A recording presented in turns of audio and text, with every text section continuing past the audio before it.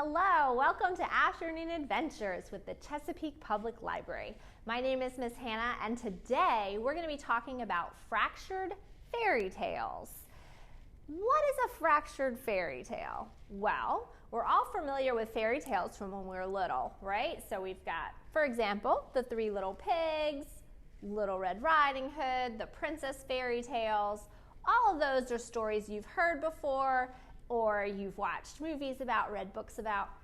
But fractured fairy tales are when there's a little unexpected twist to the story or something different that isn't like the version you've heard before or seen before. So that's what we're going to talk about today. And a lot of these stories are really funny. For example, we're going to read Ninja Red Riding Hood, which is like Little Red Riding Hood with a kick. We're going to read Sleeping Cinderella and Other Princess Mix-Ups, which you can already tell by the title is going to be a mixed-up story. And we're going to read the true story of the Three Little Pigs by a wolf. So that's going to make it different too. If you find these funny and you enjoy reading them, feel free to come into your local branch and check out all the books we have. We have a lot of fractured fairy tale books. We also have a lot of fairy tales and folk tales from other cultures around the world. Some of them still take the story you're familiar with and place them in a different culture. For example, we have a Caribbean Cinderella and a Korean Cinderella, which would be interesting for you to see how those countries view the fairy tale differently. So let's get started with our books. We also have a very in-depth craft today. My friend Miss Joanne is going to show you how to do our craft this week. Remember, you can pick your supplies up at the Greenbrier branch and pay attention when Miss Joanne does her explanation because it is a complicated craft. Let's get started. The true story of the Three Little Pigs, as told to John Sheska, illustrated by Lane Smith. Everybody knows the story of the Three Little Pigs, or at least they think they do. But I'll let you in on a little secret. Nobody knows the real story because nobody has ever heard my side of the story. I'm the wolf, Alexander T. Wolf. You can call me Al. I don't know how this whole big bad wolf thing got started, but it's all wrong. Maybe it's because of our diet. Hey, it's not my fault wolves eat cute little animals like bunnies and sheep and pigs. That's just the way we are. If cheeseburgers were cute, folks would probably think you were big and bad too.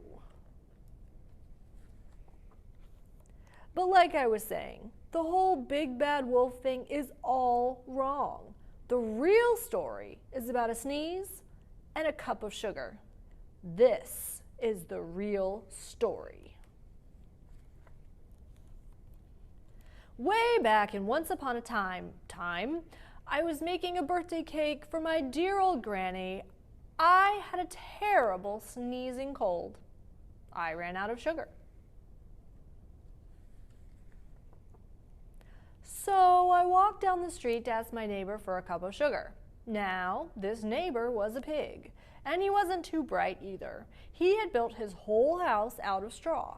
Can you believe it? I mean, who in his right mind would build a house out of straw? So, of course, the minute I knocked on the door, it fell right in. I didn't want to just walk into someone's house, so I called, little pig, are you in?" No answer. I was just about to go home without the cup of sugar for my dear old granny's birthday cake. That's when my nose started to itch. I felt a sneeze coming on. Well, I huffed and I snuffed and I sneezed a great sneeze. And you know what? That whole darn straw house fell down. And right in the middle of the pile of straw was the first little pig, dead as a doornail. He had been home the whole time. It seemed like a shame to leave a perfectly good ham dinner lying there in the straw, so I ate it up. Think of it as a big cheeseburger just lying there. I was feeling a little bit better, but I still didn't have my cup of sugar, so I went to the next neighbor's house. This neighbor was the first little pig's brother. He was a little smarter, but not much. He had built his house of sticks. I rang the bell on the stick house. Nobody answered. I called, Mr. Pig, are you in? He yelled back, Go away, Wolf. You can't come in. I'm shaving the hairs on my chinny chin chin. I had just grabbed the doorknob when I felt another sneeze coming on. I huffed and I snuffed and I tried to cover my mouth, but I sneezed, a great sneeze. And you're not going to believe it, but this guy's house fell down, just like his brother's. When the dust cleared, there was the second little pig, dead as a doornail. Wolf's honor. Now, you know food will spoil if you just leave it out in the open. So, I did the only thing there was to do. I had dinner again. Think of it as a second helping. I was getting awfully full. But my cold was feeling a little better, and I still didn't have that cup of sugar for my dear old granny's birthday cake. So I went to the house next door. This guy was the first and second little pig's brother. He must have been the brains of the family.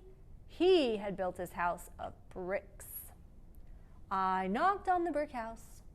No answer. I called, Mr. Pig, are you in? And do you know what that rude little porker answered? Get out of here, Wolf! Don't bother me again! Talk about impolite.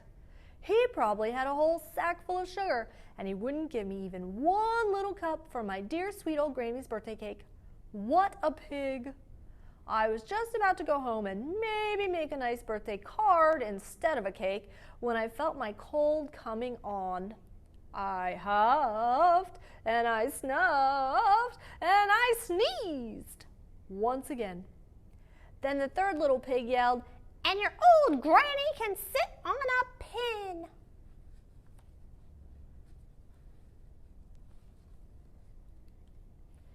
Now, I'm usually a pretty calm fellow, but when somebody talks about my granny like that, I go a little crazy. When the cops drove up, of course, I was trying to break down this pig's door, and the whole time I was huffing and puffing and sneezing and making a real scene. The rest, as they say, is history. The news reporters found out about the two pigs I had for dinner. They figured a sick guy going to borrow a cup of sugar didn't sound very exciting. So they jazzed up the story with all that huff and puff and blow your house down, and they made me the big bad wolf. That's it. The real story. I was framed. But maybe you could loan me a cup of sugar? The end. Ninja Red Riding Hood by Corey Rosen Schwartz. Illustrated by Dan Santat. Once upon a ninja-filled time, a wolf couldn't catch any prey. He kept getting licked by the dinner he picked and was growing more ticked by the day. His belly was aching for bacon. I'm wasting away, he complained. To huff and to puff was no longer enough, so he snuck into school to be trained. He practiced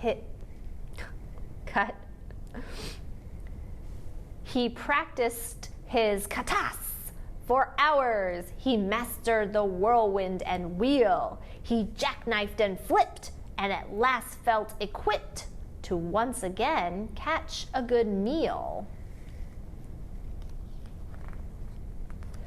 Drooling with anticipation, he set off in search of some meat, while deep in the woods he met Riding Hood. "I'm bringing my grandma a treat." The wolf licked his chops when he saw her and hastily thought up a plan. "There are blossoms that way. You can pick a bouquet to give to your little old gran." Then the wolf took a shortcut to Grandma's, where he thought that he'd find her in bed. But Granny was gone, so he put her robe on and eagerly waited for Red. Soon after, he heard someone knocking. He called out, "My dear, come on in. Oh, don't you look good in your lovely red hood, but a shame that you've gotten so thin." Little Red took a look at her granny and said, "What on earth did you do? I could swear that your eyes have completely changed size. Hey, Gran, are you sure that it's you?" "Of course it is me, my sweet darling. The better to see you, my dear." "And your ears are so long. Something really seems wrong."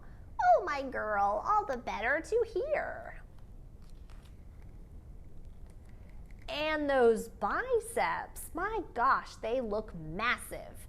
And your triceps and delts are immense." "The better for hugging," her grandma said, shrugging. "Dear Red, that's just plain common sense." "And those teeth, they look so much sharper." "Why, yes, all the better to chew." He jumped out of bed to gobble up Red, but she'd gone to ninja school too. She grappled and sideswiped and twisted and escaped from his clutches unscratched. She attempted a lock, but he managed to block. They appeared to be evenly matched.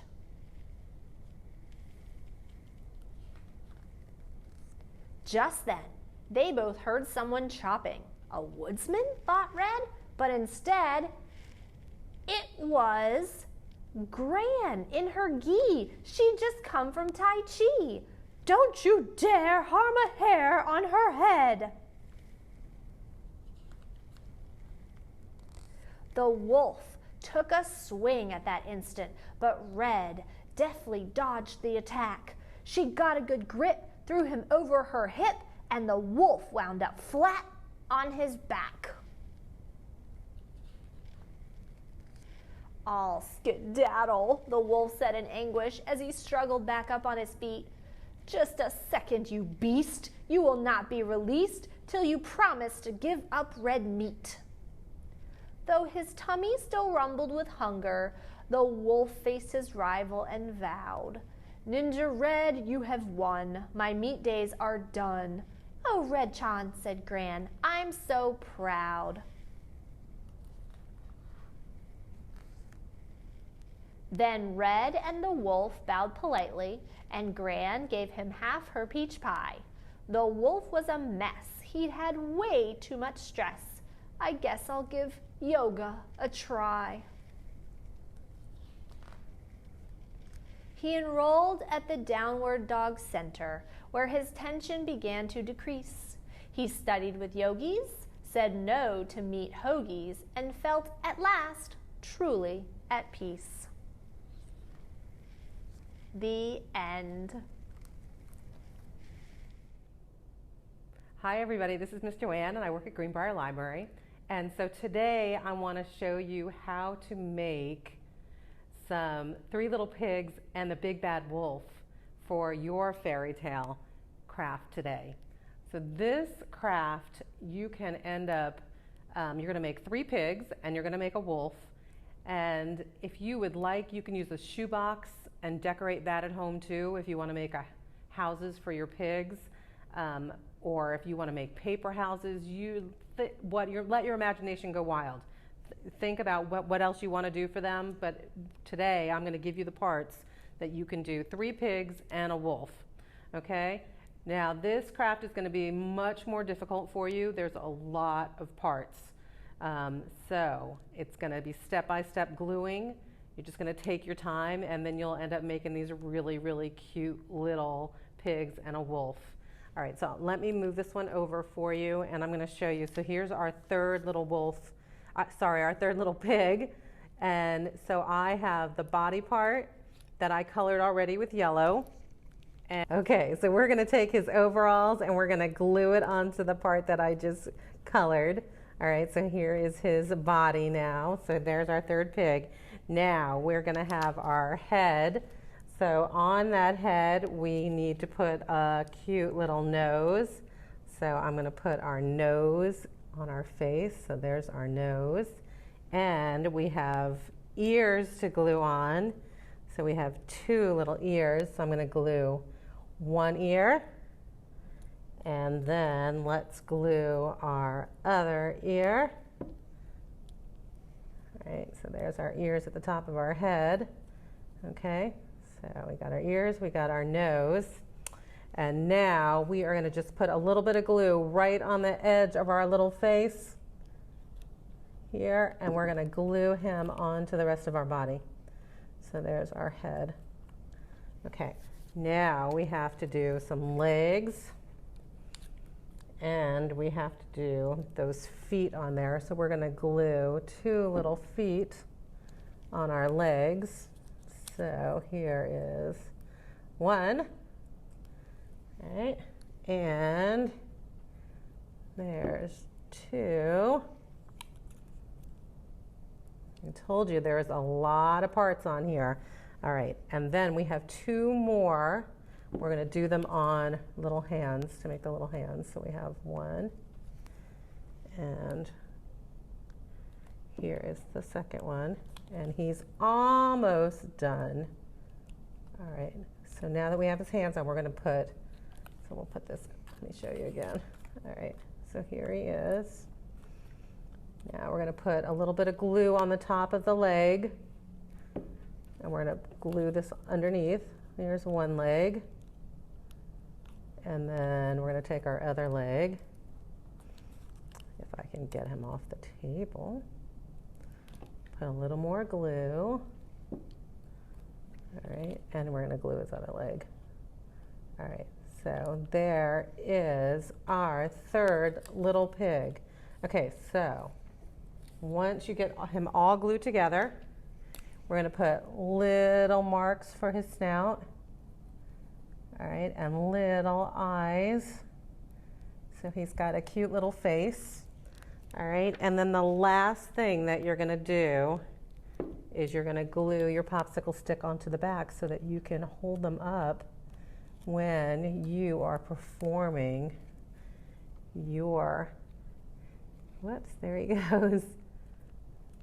When you're performing your skit for your pigs and your wolf. Okay, so when you come to Greenbrier Library, you're going to get all the parts that you need to make 3 pigs, and you'll be able to do this really great wolf too. And he's got ears and 2 parts to his nose, and you're going to color his shirt in too, and you're going to glue his pants on. You're going to glue his paws on his hand for his hands and his feet. And you're going to put his tail on the back, okay? And so that's what our wolf looks like, okay? So there are our 3 little pigs and our big bad wolf, okay? And I hope you come and pick these up. This is going to be a lot of fun for you to do. It's a lot of work, but it's going to be a lot of fun. All right, you guys, thanks, and have a good day. Bye. If you enjoyed the books we read today, check out all the fractured fairy tales and the fairy tales from different countries talking about different cultures at your local library, or go online for our e-resources.